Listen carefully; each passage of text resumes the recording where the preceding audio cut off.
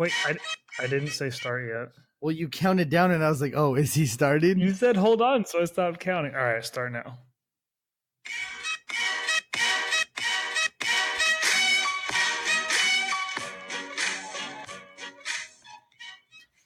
Welcome to 10 Guys, 1 Cup Fantasy Football Podcast 2.1. It is your host, Dextric Michelle Abeda, alongside Parker's Got a Pretty Johnson. How are we doing, buddy? I'm doing good, man. How are you? Pretty good. So you all might wonder why this is 2.1 and not 2.0. And we did 2.0 and hated it, burnt it. It is in the garbage. It is gone forever. No one will hear it. It'll never see the light of day.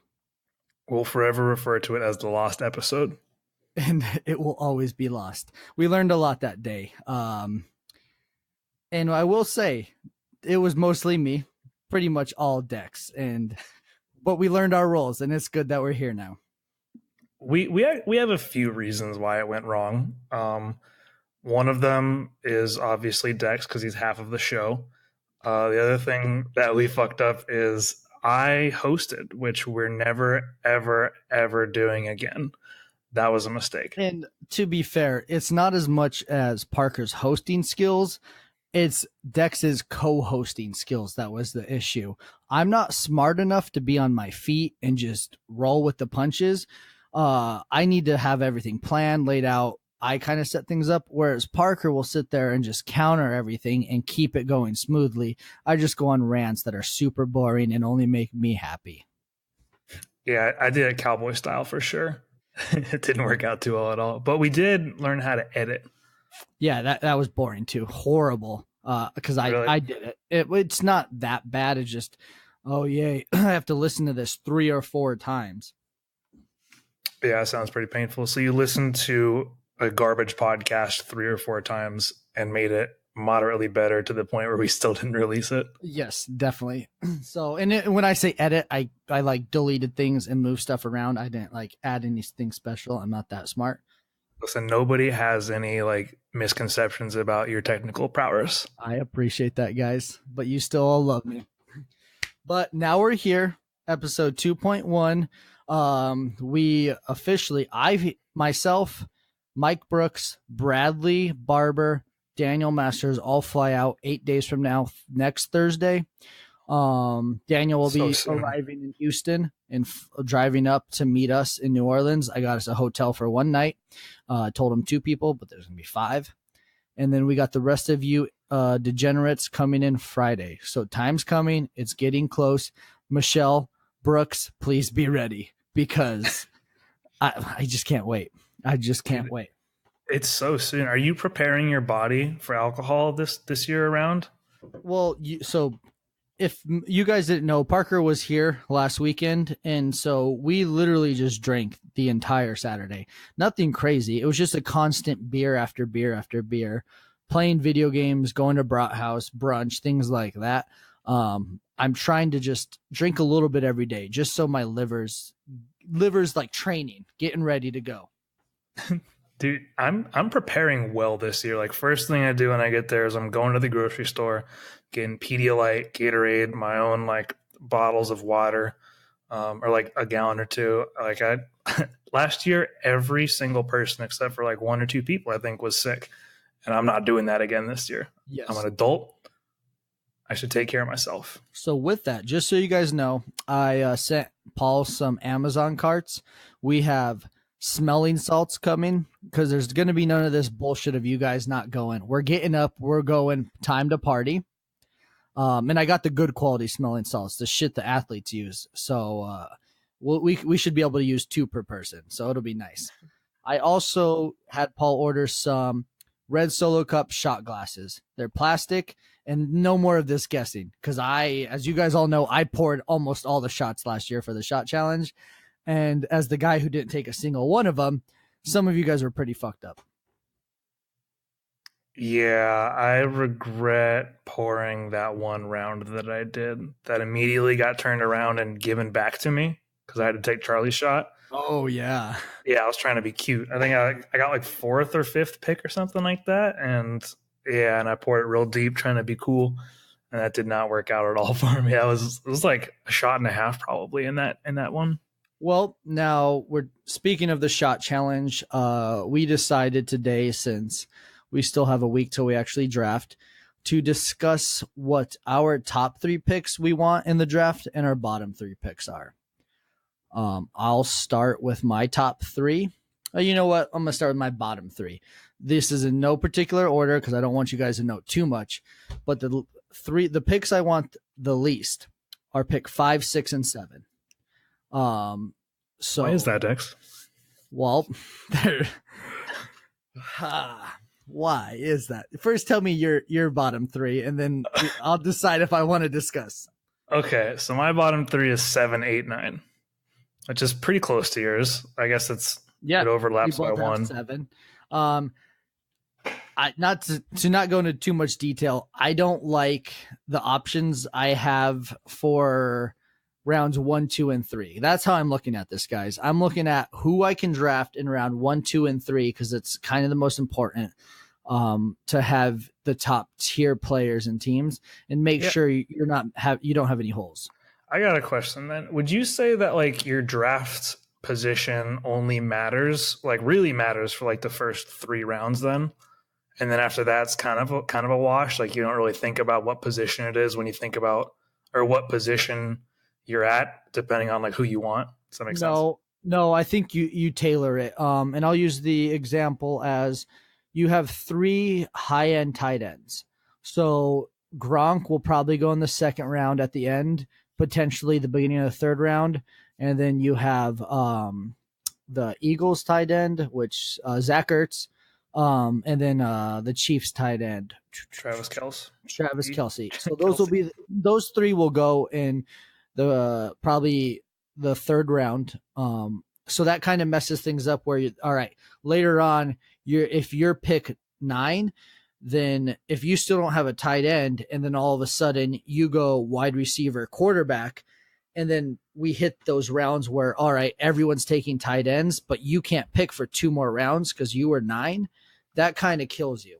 So it does matter. You got to look into the future, see what you have, kind of see where people are going, which will make this draft very interesting because we are using the draft board. So it's not like we have a list of an order or of where everyone's at, and everyone's different ranking. So this is going to just be a crazy shit show of people picking people in places where I don't think they should be picked, but maybe Paul does, and then Parker doesn't think they should be that early, but he's fine with it because they reached a little bit, and there's just going to be a lot of disparity between all of us.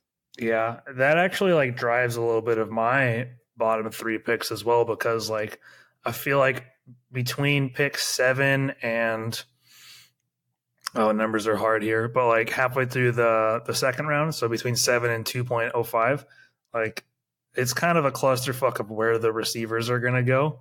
Like I've seen so many different places, so many different positions for Hopkins, Beckham, Julio, and Michael Thomas, like in what order they go and where they're supposed to go. It's just like you said, everyone's going to have a different ranking sheet and everyone's going to be playing differently. It's going to be a total clusterfuck. Yeah, ESPN has Julio Jones ranked number 15 or 16 now, which blew my mind. Yeah, he was dropping, right? He was like 8, and nothing's happened. So that's very interesting because either he's going to suck this year or be average, or someone's going to get him at pick 16 if they wait that long and have a top 10 pick, which is great for them. Mm-hmm. So there's that. Now I will discuss my top 3. So my top 3 picks that I want, again, not in a certain order, but it's 2, 3, and 4. Those are the top 3 picks I want. And so do you not want pick 1 because you don't want to have to make that decision between like your 3 favorite running backs, and like if one of them's gone, it's easier? No, because I would pick Le'Veon Bell over all of them. I don't want 1 because I like a little bit of a gap for rounds 2 and 3. Really? Yeah, how come? I just feel more comfortable about it when I'm picking, because I can kind of see where other people are grabbing. And even though number 2, all you have is the 1-1 in front of you or behind you, and then you pick again, I still like to see, all right, do I need to reach for someone now and make sure I have that? Because that's what scares me the most is been like, all right, I won't need to reach, or all right, people are falling fast. I should just grab this guy now because I don't know who's going to be there in 2 rounds. Interesting. And your top 3, Parker Johnson? So my top 3 is 1, 2, and 3. And the main reason that it's not 4 is honestly because I don't know how I feel about David Johnson, and I don't know how I feel about Antonio Brown as my very first pick. So you want top 3, so then you're going in, again, no particular order. It'll be Bell, Gurley, Zeke. Yeah, God, it's you took David Johnson out, and yeah, I just know that I like David less. I'm going to be honest right here. I actually thought I would reveal this a little earlier in the podcast. Everyone's been talking about doing tons of mock drafts. I've actually done very freaking little. I'm satisfied with, like, I kind of know who I want at most positions. I'd rather spend that time learning about people than just doing mock drafts. I'm going to do more before the real draft. But in regards to this first round, like, I'm pretty satisfied with all of them. And I honestly don't know which one I would pick over the others right now. Well, I'd probably just go with ADP, to be honest. I mocked myself out of it. Like, I did too many. For sick of it. Yeah. I'm taking a break. I do like one every 3 or 4 days just to see what's going on. But yeah, I did too much, and I was like, I'm bored of this. People take too long. Yeah, things like that. I figured there's only so much you can learn from a mock when, like, for me, knowledge about players and their situations has much more value than busting out another mock. Like, if I really want to take value out of a mock, I would look at the players that were my decisions at certain times and then go learn about all of them. I should probably do that, honestly. What your mock should be teaching you is how to set up your draft, on how to know when to reach and when not to, how to make sure you have the quality wide receivers, running backs, the quality backups, things like that. We're playing a 2 flex this year. It's very interesting. But sometimes there's not a lot of RB2 / flex RBs. So there's going to be time where, like, I can get another good wide receiver. There's more good wide receivers than there are running backs. So do I jump and grab this guy now? So I'm a little confused as to how that would change the strategy in general. You made the distinction just now between an RB2 and a flex RB, which obviously, like, it implies, like, different points scored throughout the season and, like, talents. But would you say that, like if you were grabbing, like, an RB3 with RB2 upside, or, like, a potential RB2, depending on who you ask, would you not get that same player that you think is valuable because we're running a 2 flex league now? I feel like it doesn't change much, right? You're going to try to grab whoever's going to produce the most. Yes, but you got to remember you're going to play. So the way I look at flex, so when I say RB2 / flex, so an RB2 is your guy you're going to play every week until he has a bye or an injury or someone starts scoring more than him. So an RB2 is a consistent amount of points. He's a consistent 9 to 11 points a week. So it doesn't matter. Now, when you have your flex, you're like, all right, Lamar Miller, for example, Houston Texans, if they're playing the Jaguars, great defensive line, I'm not going to have him as my flex. They are known for stopping the run. They're also known for stopping the pass. So I guess it really doesn't matter what you're doing, but you get what I'm saying.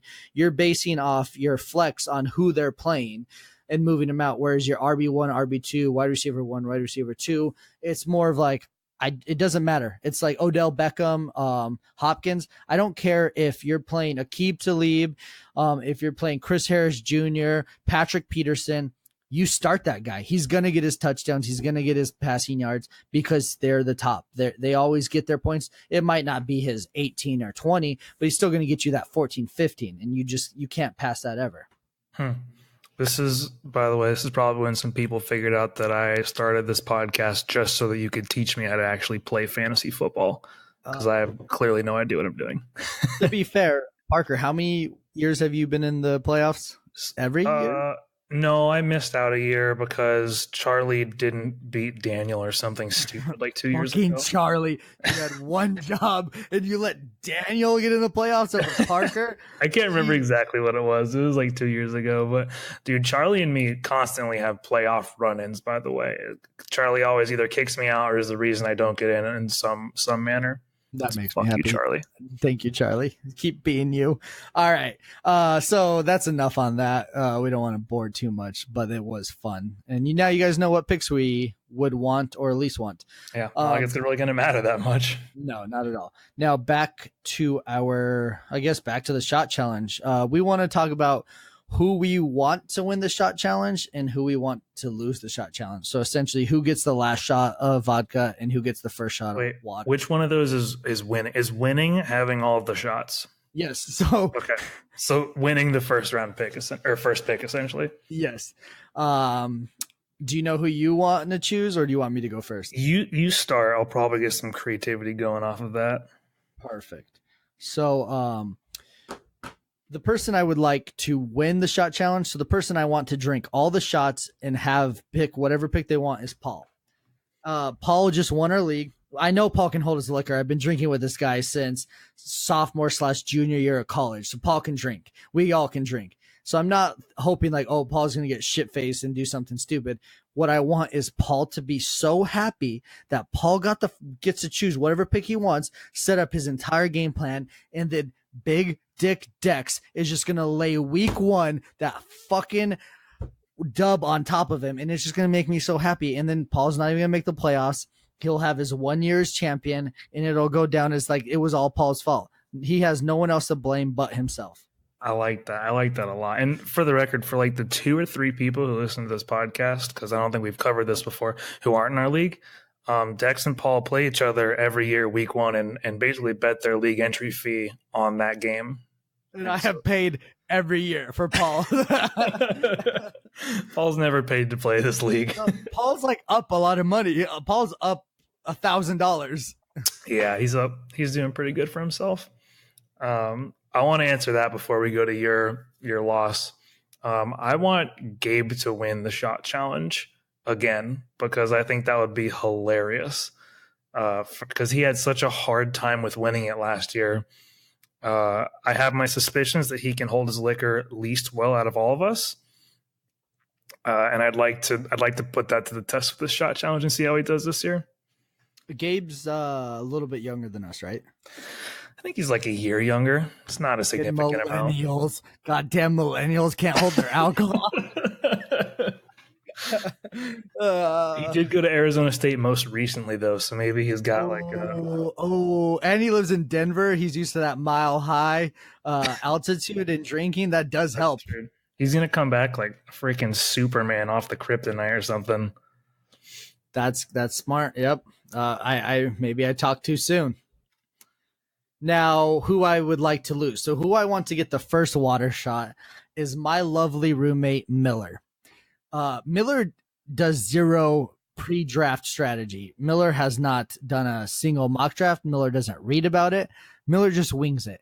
And which this year is going to be crazy. So like if Miller gets the last pick and he doesn't get a choice, it's going to mess with him even more. And I just can't wait for that like wrench to just fuck everything up for everyone where you're like, Miller, what are you doing? Why are you doing this? He doesn't have a ranking. He's probably, hopefully, I hope he just goes on and prints ESPN's or Yahoo's or someone's standard ranking and probably won't even do 0.5 PPR. Miller, I'm telling you, 0.5 PPR. Make sure you get that. Also, it's 2 Flex League now if you haven't picked that up by now. If you ever listen to this. 2 Flex, I don't try to emphasize it too much because it's not that big of a deal, but it is like for me, all it changes is maybe I don't grab a tight end 2 or a QB 2 at all. And I just pick people. I haven't done that ever actually. Yeah. Yeah. Sometimes it depends who's there. Sometimes I will, but now I probably won't. And I'll just, when I have a bye week, I'll ride the waiver wire. Do you remember who I drafted as my QB 1 and 2 last year? Actually, this is hilarious. QB1, no. It was Andrew Luck. Was my QB1. Oh, I love Andrew Luck. I don't blame you. Yeah, and then my QB2 was Andrew Dalton. Oh my God, you did take Andy Dalton, the red rifle. God, what a piece of shit. I picked 2 Andrews. I just realized. I don't know how, like, Andy Dalton has got to be like the most average quarterback ever, where it's like, we can't get rid of him. Like, he wins games, he makes plays, but like when Joe Flacco makes you look bad, that's embarrassing. Like when Joe Flacco has better highlights. I'd say Dalton outperforms Flacco. I don't know. And maybe because I have this like stained memory of the Ravens beating the Broncos in the playoff on a freaking overtime touchdown that our free safety was not the farthest man back.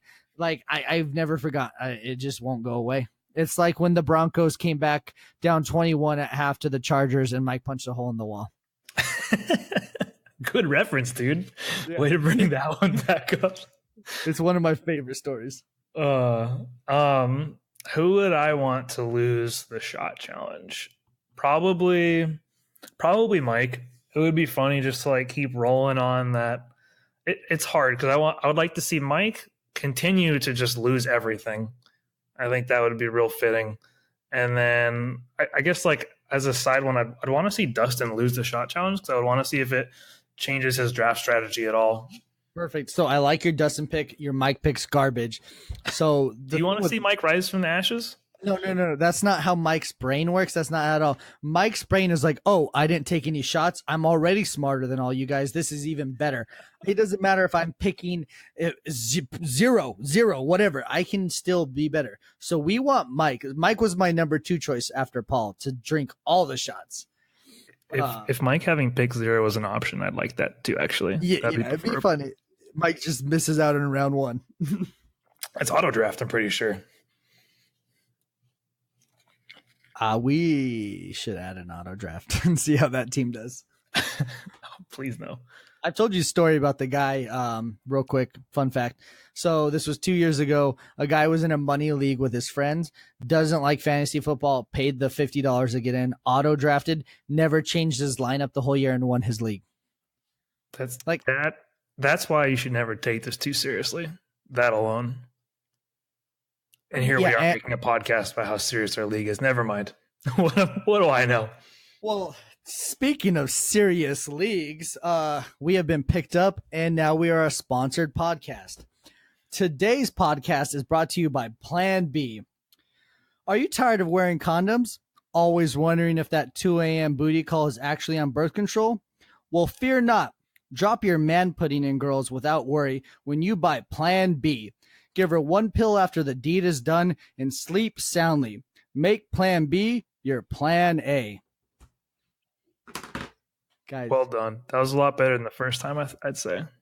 Was it? I don't know how. Your enunciation was on point.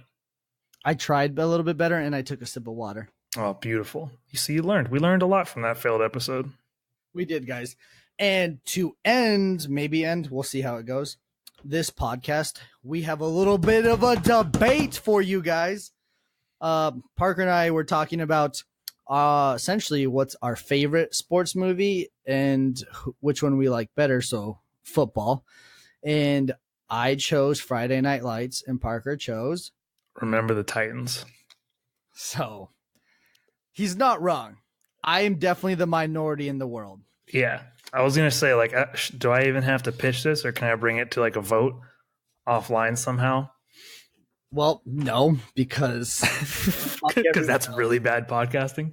Yeah. Also, Friday Night Lights, the TV show, also A+ material, but I'm talking about the movie. Yeah, I'll say unfortunately, we don't have Riggins. Yeah, that'd be nice. Well, I'll say, so remember the Titans. Well, first of all, and probably most importantly, they're fucking winners. They're champions. Undefeated champions. The undefeated champions. And I can't say that about whoever I don't know. I try not to remember losers that well. Permian the Panthers. Team at Friday Night Lights. The what? Permian Panthers. Did they even sing one song about their team name? Strong side. Left side. The Mighty Mighty Titans. Did you see the team do the Mighty Mighty Titans dance as their touchdown celebration last year, by the way? I did not. Yeah, I watched the compilation of the best ones, and they did the Mighty Mighty Titans dance. So I will say, Remember the Titans, far more better quotes. There's just a ton of them. Like, we will do up downs till blue is no longer tired and thirsty. Like, Jesus Christ, that's such a good line. I hate up downs. Man, what a coach too. This is actually like something we talked about in the Lost episode, and there was a part where I'd really tried really hard to quote Remember the Titans, and I can't do it right now. I can't bring it back. Oh man, my monitor just went to sleep. The what was it that I was like, nothing. Yeah. Like, that ain't nothing, man. You think that's something? That ain't nothing, man. Yeah, it does. It gives you the chills. Like, you gave me a little bit of chills, and then sunshine, sunshine. So why do you like Friday Night Lights more? So the thing with Friday Night Lights is, one, it was like that movie came out and I watched it peak of my high school career playing football, and it was like the dirty grind, hit it like Texas football. I will say one thing, I'm not a big fan of like the Texas is better everything. Texas football is on a whole nother level. That is why they have stadiums for high school. It's not like it is in most other places. Like, they close down shop and go to that stuff. That is the true life that they live. Mm-hmm. Also the whole the tale of what's the fullback's name? Booby Miles. No, but you want to win? Put Booby in. Let me spin. So Booby Miles, that was sad. That sucks, because that's one thing that you hate to see is a player end his career. Literally, they could write a 30 for 30 about him. The greatest athlete who never was, Booby freaking Miles. Yeah. So that was definitely hard. So was Friday Night Lights like your team's go-to movie that you watched? Yeah, we watched it during 2 days before every time. Okay. And then your guys' team was so bad because they lost at the end? Parker, if I could go back in time and change anything, your team would have played my team. What A was your school, by the way? 5A. We were 5 freaking A. You would have shit on us. What was your highest win season? In varsity, 3-10. 3-10. I don't count my freshman year. I wasn't on varsity freshman year. Yeah, we had like a 4-10 season when I was a freshman, which that didn't count. We did lose to a blind and deaf school though when I was a freshman. Just in case this gets out there, I'm not going to say anything about that. But regardless, so Don Billingsley, the fullback / halfback, him and his dad, the relationship they had was unreal. You don't drop the ball, like just him beating it into him. And then at the end of the movie, them losing at the 1 yard line and his dad coming up and taking his state championship ring off and putting it on his son. Tear freaking jerker. If you don't cry, I don't want to be friends with you, because that shit hit me deep. That was a pretty good one, actually. I forgot. Which movie do you think displays better character development? And tell me why it isn't the one about racism, because they made some strides back in the day, man. Yes, so that was a big thing about racism. But the thing that Friday Night Lights does, it hits more than just racism, because we had blacks, we had whites, we had Hispanics. They played Dallas Carter, an all-black school, in the championship, and we see the racism. They essentially lose the game because a black ref called the worst call ever because they weren't an all-black school. You see a player whose mother has some type of mental disease that affects her, and him trying to get a scholarship to leave, but be close enough to still take care of his mom. Like, that is true American grit right there. Yeah, that's true. Both good movies. I will say the greatest rant ever. You guys know I'm a rant guy. Halftime, Preacher. I'm gonna, again, I told Parker I'm gonna do this without looking it up, so I'm gonna try. So they're down at halftime. The only reason they even scored was because Preacher picked him off right before half, ran it to the 5 yard line, got tackled, and they ran it in and scored. But going into halftime, they got their old offensive line coach talking, you guys gotta hit him, you gotta get in front of him. They're just moving you along. Preacher throws his helmet and he's like, y'all playing like a bunch of little girls. They sweat just like we sweat. They bleed just like we do.